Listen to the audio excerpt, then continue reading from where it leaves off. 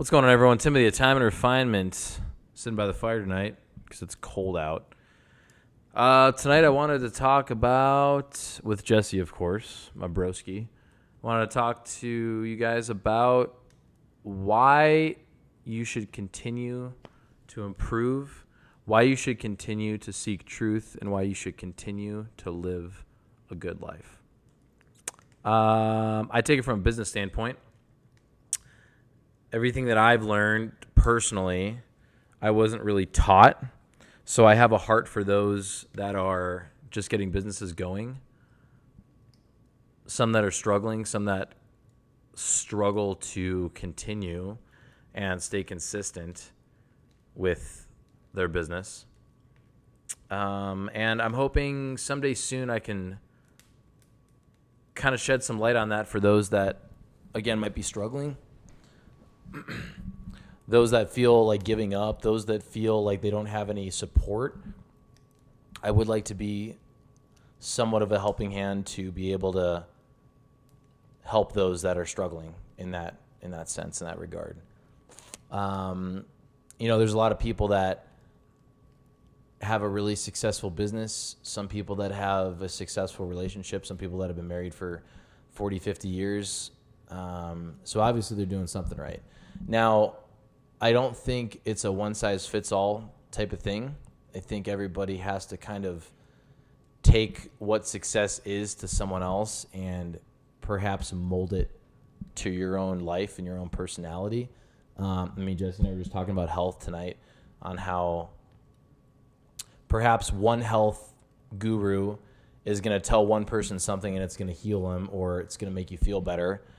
And that same health guru is not going to help the next person in line. It might even be more detrimental than what they were already doing. So for all that to say, it would be easy to say, it doesn't matter, right? It doesn't matter what we do. It doesn't matter that we live, why we have these goals, why we do all these things. But what a beautiful thing to be able to take what you've learned and apply it to someone else, to help somebody else, perhaps. And again, my goal and my passion is business and to build something. So hopefully I'll be able to do that in the future. We'll see what that looks like. But for now, I'm fine-tuning all of that to be able to actually know what I'm talking about. I'm not going to sell a masterclass on how to sell a masterclass. I'm not going to make a class on how to build a business, showing you how to build a business in that actual class. I want to be able to show some good content and not just BS you the entire time. Unfortunately, some people that we've bought classes from before. So, anyway.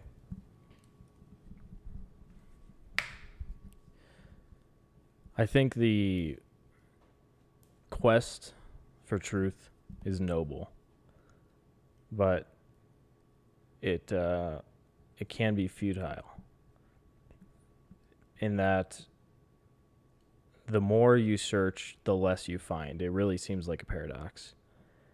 But the point of the search is to grow, not necessarily to find what you're searching for. I know that sounds cliche, but really a lot of that quest and the hours and hours spent trying to figure it out, therein lies the solution to your problem is you are working through your pride, you are working through your past programs, and you are realizing maybe subconsciously that all of these things don't serve you anymore. And as you grow, you start to discard the things that don't work for you anymore.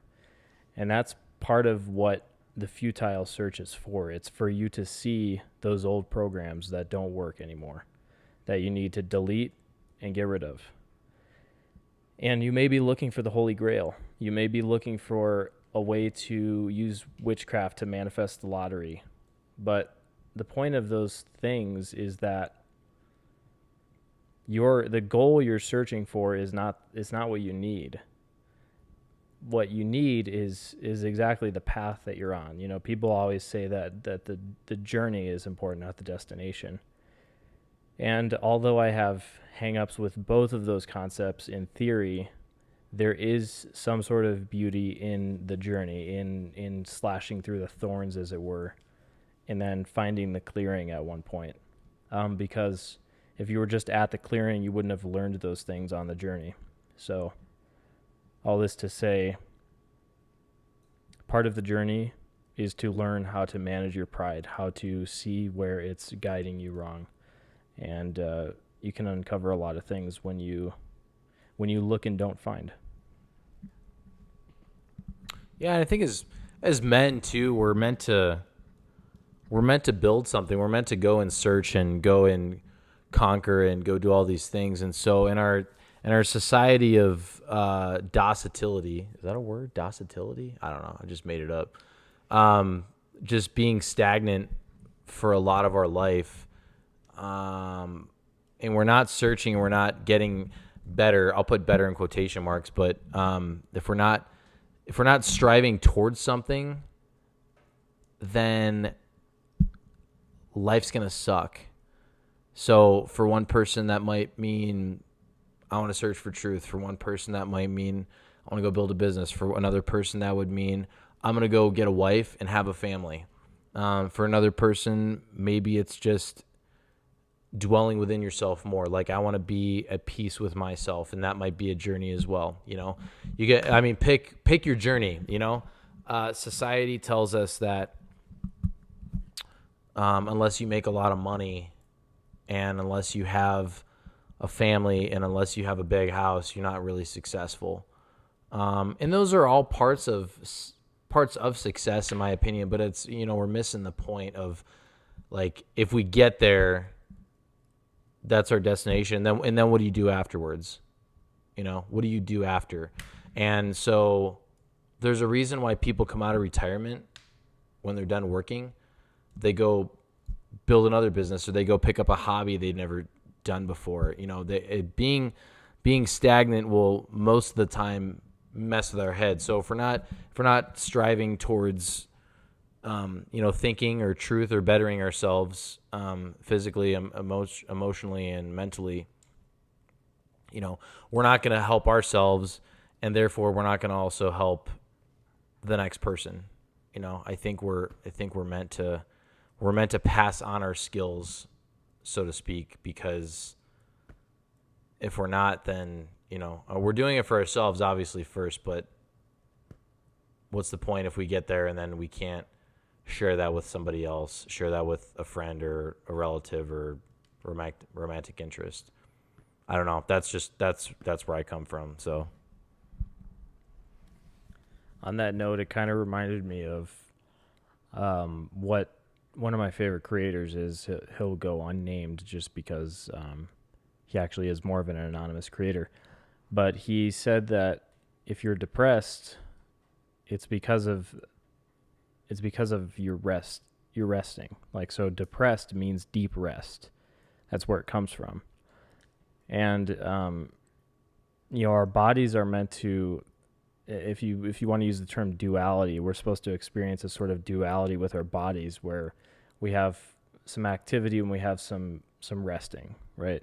You're supposed to balance those things. And I also don't believe in depression for this reason. I know that people experience like depression, but really all it is a phase that you're going through. I don't believe in the mental illness version of depression, where you're like locked in some sort of thing that you can't get out no matter how hard you try. All it is that you're resting. You're not using the active side of your being. And for some people, it can be difficult for them to find something that they need to use their creativity towards.